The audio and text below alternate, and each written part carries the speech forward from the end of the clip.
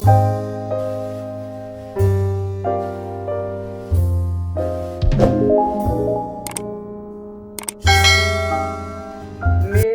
के इतिहास के अंदर साध्वी दीपां जी ने अनेकों सुनहरे पृष्ठों का सृजन करना प्रारंभ किया था।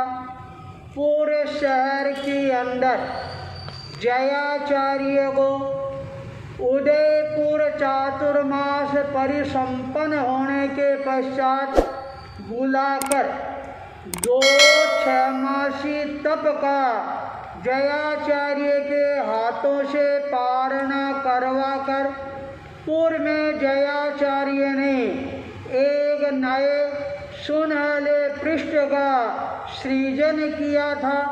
जयाचार्य का अब अगला लक्ष्य है, वह लक्ष्य था मोखणदा गांव। जिस मोखणदा के अंदर 2 संत मुनि मोड़ जी और मुनि खूब जी, इन दोनों ने 6 मासी तप है ये तपना प्रारंभ किया था। और जब उनको पता लगा जयाचार्य उदयपुर शहर से बिहार करके पहुना पधार कर साध्वी रंभा जी को पारणा करवाया है, पूर्व पधार कर और साध्वी ज्ञाना जी व साध्वी हस्तु जी को अपने हाथों से पारणा करवाया है। और उन दोनों संतों ने भी अपने मन के अंदर यह संकल्प कर लिया, हम भी जयाचार्य के हाथ से 6 मासी तप का पारणा है ये पारणा करेंगे। जयाचार्य पूर्व से जब बिहार करवाती हैं उस समय साध्वी दीपां जी को पूछा, अरे दीपां जी मोखणदा जाएं या नहीं जाएं? जयाचार्य को वह 2009 का दिन याद आ जाता है जब दीपां जी ने जयाचार्य को कहा था आप पूरे मेवाड़ में पधारना पर मोखणदा मत पधारना। मोखणदा पधारो तो साथ में साध्वियों को मत ले जाना। पर मैंने दीपां जी की दोनों बातों का ख्याल नहीं रखा, ध्यान नहीं रखा और मैं स्वयं मोखणदा चला गया, साध्वियों को भी साथ में ले गया और उसके जो परिणाम हैं वो परिणाम भी मेरे को भुगतने पड़े। और ये तो दीपां जी का प्रभाव था। उस दीपां जी ने सारे उस घटना चक्र को है मोड़ने के अंदर अपनी महत्वपूर्ण भूमिका अदा की थी। जयाचार्य ने कहा, बोलो दीपां जी क्या कहती हो, हमें मोखणदा जाएं या नहीं जाएं? और जाएं तो साध्वियों को साथ में ले जाएं या नहीं ले जाएं? साध्वी दीपां जी ये बात सुनकर मुस्कुराने लग जाती है और कार्य गुरुदेव अब आपको क्या डर है जो आप वापिस मेरे से ये पूछ रही हैं कि मोखणदा जाएं या नहीं जाएं? गुरुदेव आपका उस समय 2009 में मोखणदा पधारना मोखणदा गांव वालों के लिए एक तरह से वरदान के रूप में उभर कर सामने आया। और मोखणदा गांव की जो सबसे बड़ी समस्या थी भूतड़ियों की, और वो सारी समस्या है वह समस्या समाप्त हो जाती है और अब आप निश्चिंत होकर बिना डरे बिना मन में कोई सोचे आराम से मोक्षणदा पधारो और मोक्षणदा के अंदर आपकी जय जयकार है ये अपने आप होने प्रारंभ हो जाएगी। जब साध्वी दीपा जी ने ये बात कही उस समय जयाचार्य का मन है वह भी प्रफुल्लित हो जाता है। जयाचार्य ने कहा दीपा जी अब तो कोई उपद्रव है वह मोक्षणदा में नहीं होगा ना। तब साध्वी दीपा जी ने कहा गुरुदेव सारा उपद्रव है वह मैंने हमेशा हमेशा के लिए मिटा दिया है समाप्त कर दिया है खत्म कर दिया है। अब आपको डरने की कोई जरूरत नहीं है। जयाचार्य अपने मनोबल को दृढ़ से दृढ़तम बनाकर और पूरे शहर से साध्वी दीपा जी से विदा लेकर मोक्षणदा की ओर अपनी यात्रा है यह यात्रा प्रारंभ करते हैं। जब जयाचार्य का विहार होता है पूरा शहर है जयाचार्य को विदाई देने के लिए आता है और निवेदन करता है गुरुदेव आप समय समय पर पूरे शहर पर कृपा करा कर और इसी तरह से पधार कर हमारे पूरे शहर के अंदर नए इतिहास के सुनहले पृष्ठों का सृजन करते जाना। जयाचार्य आगे बढ़ रही हैं और इधर मोक्षणदा का श्रावक समाज जब अपने गांव में दो छमासी तक ये चल रहा है सारा मोक्षणदा का समाज है वह हर्षित है पुलकित है। और जब ये पता लगा जयाचार्य अपने मोक्षणदा पधार रही हैं तो उन लोगों के मन के अंदर और ज़्यादा प्रसन्नता होती है। जयाचार्य की आगवानी करने के लिए दूर तक जाती हैं और निवेदन करते हैं गुरुदेव आप मोक्षणदा जल्दी पधारो। और वो जो दोनों तपस्वी संत हैं 6 महीने की तपस्या को तप रहे हैं और उनके तप के प्रभाव से हमारे मोक्षणदा के अंदर परम आनंद की अनुभूति हो रही है।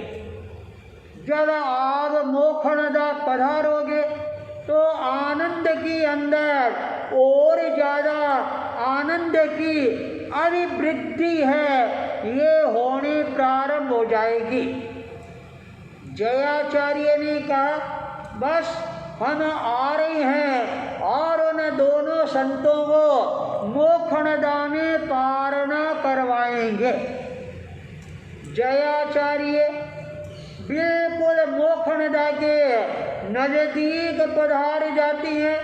केवल एक मंजिल है वह मोक्षणदा दूर रह जाती है। दोनों तपस्वी संत आज और ज़्यादा प्रसन्न है और उनके चेहरे पर तपस्या का जो ओज है तेज है वह अपने आप ही झलकने लग जाता है। पूरे मेवाड़ के अंदर यह एक नई हलचल है प्रारंभ हो जाती है और सभी लोग मन में चिंतन कर रहे हैं हमने पौना का वह दृश्य हमारी आँखों से देखा है।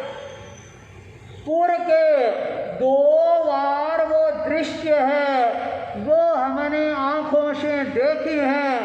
तब मोखणदा का दृश्य है उसको भी हम अपनी आँखों से देखेंगे। देखते देखते पूरा मेवाड़ है वह मोखणदा की ओर अपने कदमों को गतिशील बनाना प्रारंभ कर देती हैं। और जब जयाचार्य का मोखणदा में प्रवेश होता है और इतनी ज़्यादा भीड़ को देखकर जयाचार्य मन के अंदर आश्चर्यचकित रह जाती हैं। अरे ये मोखणदा वही मोखणदा है या दूसरा मोखणदा बन गया है। इतने लोग और कहाँ से पैदल चलकर और यह मोखणदा के अंदर आई हैं। यह सारा जो प्रभाव है ये प्रभाव है इन दोनों तपस्वी आत्माओं का। जयाचार्य सदैव ये कदमों के साथ आगे बढ़ते जा रही हैं और जब मोखणदा गांव की सीमा में पधारती हैं तो मोड़ जी के साथ वाले 2 संत जयाचार्य की अगवानी करने के लिए सामने जाती हैं।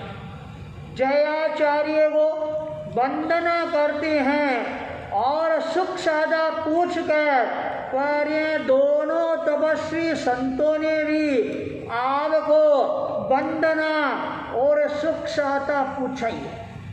जयाचार्य ने कहा तुम उन दोनों तपस्वी संतों को अकेले छोड़कर आ गए। अरे इतनी क्या जल्दी थी, हम आ ही रहे थे। मुनिवा गुरुदेव हम नहीं आई हैं। उन दोनों तपस्वी संतों ने हमारे को भेजा है और कहा चलो देखो हमारे संग के नायक कितनी कृपा करके मेहरबानी करके और चक्कर लेकर अपने लिए मोखणदा पधारी हैं, तो तुम दोनों अगवानी के लिए सामने जाओ। जयाचार्य यह बात सुनकर और ज़्यादा हर्षित हो जाती हैं और कहते हैं ठीक है हम आ रही हैं और तुम दोनों तपस्वियों को संभालो।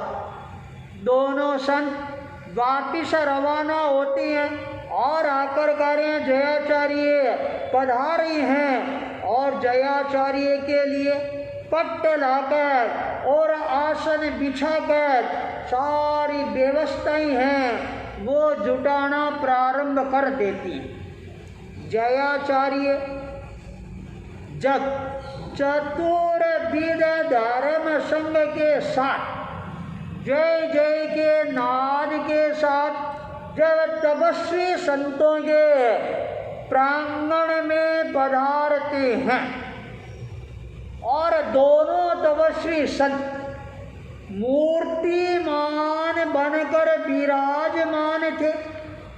जयाचार्य को सामने देखते और वो अपने आप को रोक नहीं पाती हैं। हर्ष के अतिरेक के साथ के अंदर और दोनों संत एक झटके के अंदर खड़े होने के लिए तैयार होते, क्यों खड़े होती हैं और दोनों संतों का संतुलन है वह बिगड़ना प्रारंभ होता है। तत्काल संत तेज गति के साथ आते हैं और उन दोनों संतों को संभाला, वापिस बिठाया और कहा मुनि प्रवर आप ज़्यादा उतावड़ मत करो। जयाचार्य कहीं जाने वाले नहीं हैं और जब आपके लिए पधारे हैं तो जयाचार्य अपने आप आपके पास में पधार जाएंगे। दोनों संत आश्वस्त होकर विश्वस्त होकर और विराजमान हो जाती हैं। जयाचार्य का पदार्पण होता है और जयाचार्य दोनों संतों के पास में आकर और अपने चरणों को रोकती है। जो ही जयाचार्य की उस प्रतिमा को सामने देखती हैं और दोनों संत बहुत ही विनम्रता के साथ में, श्रद्धा के साथ में, समर्पण भाव के साथ में जयाचार्य के चरणों के अंदर झुक जाती हैं। जयाचार्य ने दोनों संतों को अपने हाथ का सहारा देकर और आराम से विराजमान करवाया और कहा, बोलो तपस्वी संतों, तुम्हारे तपस्या की सुख साता है।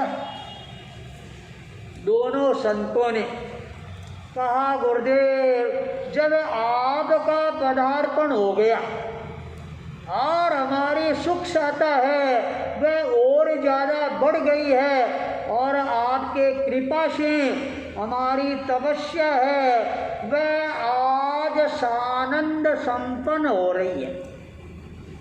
आप पधारे, कृपा कराई, अब आप आराम से पट्ट पर विराजमान होकर सारी जनता को दर्शन दिलाएं और हमारे को भी मंगल उद्बोधन प्रदान करके अपने हाथों से पारणा करवा कर और हमारे को कृतार्थ करने का एक उपक्रम है वह प्रारंभ करवाएं। जयाचार्य आसन पर विराजमान होती हैं और कहते हैं, देखो आज मोखणदा कितना भाग्यशाली क्षेत्र है और जहाँ पर दो दो तपस्वी संत हैं 6 महीने की तपस्या को तप रही हैं। तत्काल आवाज गूंजती है, गुरुदेव आज आपके पधारने से इस मोखणदा का भाग्य है वह और ज़्यादा सवाया बन गया है। मुनि मोड़ जी संतों के सहारे खड़े होते हैं और जयाचार्य के सामने पार्वत्य हाथ जोड़कर खड़े हो जाते हैं। जयाचार्य ने मुनि मोड़ जी को देखकर और उपस्थित संतों को, श्रावक श्राविकाओं को प्रेरणा प्रदान करते हुए कहा, तुम्हारे को पता है हमारे जो मोड़ जी संत हैं और उन्होंने अपने जीवन के अंदर कितनी बड़ी बड़ी तपस्याएं हैं, वो तपस्याएं इन्होंने आज तक संपन्न किया। यह बात सुनकर सारी जनता है जयाचार्य की ओर आकर्षित हो जाती है और जयाचार्य ने अपने मुखार बिंद से मुनि मोड़ जी की तपस्या का वर्णन करना प्रारंभ करते हैं। जयाचार्य ने कहा, ये हमारे मुनि मोड़ जी जिन्होंने अपने जीवन के अंदर 5 दिनों की तपस्या है यह 2 बार संपन्न किया। 8 दिन की तपस्या है वह 1 बार संपन्न की है। 6 दिन की तपस्या 1 बार संपन्न की है और 11 दिनों की तपस्या इन्होंने 3 बार संपन्न की। जब जयाचार्य यह बात कहती है सारी जनता मोड़ जी की जय जयकार करने लग जाती है। अरे ऐसे तपस्वी संत। जयाचार्य ने उन आंकड़ों को आगे बढ़ाते हुए कहा, मोड़ जी ने 18 दिन की तपस्या 1 बार की है, 30 दिनों की तपस्या एक बार की, 31 दिनों की तपस्या एक बार की, और 32 दिनों की तपस्या है वह इन्होंने 2 बार किया। यह सुनते फिर जनता की हर्ष ध्वनि है वह होनी प्रारंभ हो जाती है। धन्य है ऐसे तपस्वी राज जिन्होंने अपने जीवन के अंदर मास खमन करने की झड़ियां लगा दी। जयाचार्य ने आगे के आंकड़े हैं वो प्रस्तुत करते हुए कहा, हमारे तपस्वी मोड़ जी ने 33 दिन की तपस्या एक बार की है, 46 दिन की एक बार, 47 दिन की एक बार, और 57 दिन की एक बार, 63 दिन की एक बार, 64 दिन की एक बार, 66 दिन की एक बार, 72 दिन की एक बार, और 75 दिन की इन्होंने 2 बार तपस्या की।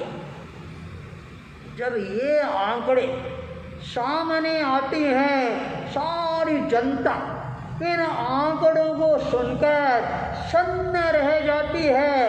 उनको अपने कानों पर विश्वास नहीं होता है कि एक 8 मास का पुतला है वह इतनी लंबी तपस्याएं अपने जीवन में कर सकता है क्या। जनता की उत्साह को देखकर जयाचार्य ने आगे के आंकड़े हैं वो प्रस्तुत करने प्रारंभ किए और कहा, हमारे मोड़ जी ने 76 दिन की तपस्या एक बार की है, 86 दिन की तपस्या एक बार की है, 90 दिन की तपस्या एक बार की है, 92 दिन की तपस्या एक बार की है, 93 दिन की तपस्या एक बार की है, 160 दिनों की तपस्या एक बार की है, और 108 दिनों की तपस्या है वह एक बार की है। जनता विस्मित होकर और यह सारी बातें सुन रही है। अरे 108 दिनों की तपस्या, और मोड़ जी ने तो अपने जीवन के अंदर नावकर गाड़ी के 108 मन के होते हैं लगता है इन्होंने पूरी नौकर वाली की तपस्या है वह सानंद संपन्न कर ली है। वाह मोड़ जी तपस्वी, तुम्हारा जीवन है धन्य है, कृत पुण्य। चारों तरफ से फिर जय जय के नाद है यह गुंजायमान होने प्रारंभ हो जाते हैं। तब जयाचार्य ने चमत्कारिक आंकड़े आगे प्रस्तुत करते हुए कहा, मोड़ जी ने अपने जीवन के अंदर 181 दिन की क्षमासी तप है वह एक बार किया है, और मोड़ जी ने 185 दिन का जो तप है और वह तप एक बार तपा है। और आज मोड़ जी ने इस मोखनदास शहर के अंदर 181 दिन का तप कर और हमारे तपस्वियों की श्रृंखला के अंदर एक नए सुनहरे पृष्ठ का सृजन करने वाले तपस्वी बन गए हैं। जयाचार्य जब अपने मुखार बिंद से और इस तरह से मोड़ जी की तपस्या का उल्लेख करते हैं और सारी जनता बहुत ही एकाग्रता के साथ ध्यान मग्न होकर और जयाचार्य की उस वाणी को सुनना प्रारंभ कर देती हैं और जनता मानो बिल्कुल मूर्तिमान अवस्था में अवस्थित हो गई हो। चारों तरफ बिल्कुल शांति। तब जयाचार्य ने मुनि मोड़ जी को पूछा, अरे बोलो मोड़ जी, अब क्या करना है, क्या तारना करना है? यह बात सुनते ही मोड़ जी के चेहरे पर मुस्कान तैरने लग जाती है। मोड़ जी ने निवेदन किया, अरे गुरुदेव, जब मेरे घर बैठे गंगा आ गई है, अब मैं उस गंगा के अंदर डुबकी लगाकर पावन और पवित्र है वह अपने आप को नहीं बनाऊंगा तो कब बनाऊंगा? और आप जैसे महापुरुष और तारण की जहाज, क्या पता कितनी लोगों की और जो तरणी है वह आपने तारी है। अरे पौना में आपने साध्वी रंबा जी की जो नाव है उस नाव को तारा। पुर के अंदर साध्वी दीपांजी के द्वारा प्रेरित दो साथियों को छमासी तब का पारणा करवा कर और उन दोनों की नाव को आपने तारा। और अब मेरे जैसे इस सामान्य व्यक्ति की जो नाव है उस नाव को तारने के लिए आप पधारी हैं, तो ये मेरा परम सौभाग्य है। अब आप जो भी आदेश निर्देश प्रदान कराओगे और मैं अपने आप को उसी रूप में तैयार कर लूँगा। आपकी मर्जी हो तो आप मेरे को और लंबी तपस्या आगे बढ़ाने के लिए त्याग करवा सकती हैं, और आपकी मर्जी हो तो अब आप इस तपस्या को अपने हाथों से ग्रास प्रदान करके और एक नए इतिहास का इस मोखणदा के अंदर आप सृजन कर सकते हैं। तब जयाचार्य ने कहा, रे तपस्वी, मैं तो केवल तेरे मनोबल की परीक्षा है ये परीक्षा लेना चाहता था। 181 दिन के तप तपने के बाद भी तेरा मनोबल है वह मनोबल कैसा? तपस्वी मोड़ जी ने अपने हाथों की दोनों मुट्ठियों को खींचते हुए कहा, गुरुदेव, मेरा मनोबल है वह मेरू पर्वत की तरह अचल है और अडोल है। मोड़ जी की ये बात सुनकर सारी जनता है वह उस दृश्य को चित्रवत है देखना प्रारंभ कर देते हैं। जयाचार्य तत्काल संतों के द्वारा लाया हुआ तारने का जो सामग्री है उस पात्र को अपने हाथ में लेते हैं। काली मिर्च और मिश्री लेकर और तपस्वी मोड़ जी के हाथ में रखती हैं और उस दृश्य को देखने के लिए लोग अपने अपने पंजों के ऊपर देखना प्रारंभ कर देते हैं। सबके मन में उत्सुकता जगती है, और जयाचार्य कैसे इनको अपने हाथों से ग्रास है, कवल है वो प्रदान करवाती हैं। और कैसे मोड़ जी पारना करते हैं। मोड़ जी ने तत्काल वो ग्रास लेकर अपने इष्ट का स्मरण करके जयाचार्य को विनम्रता के साथ में वंदना करके और कार्य गुरुदेव आपकी आज्ञा से मैं पारना कर रहा हूँ।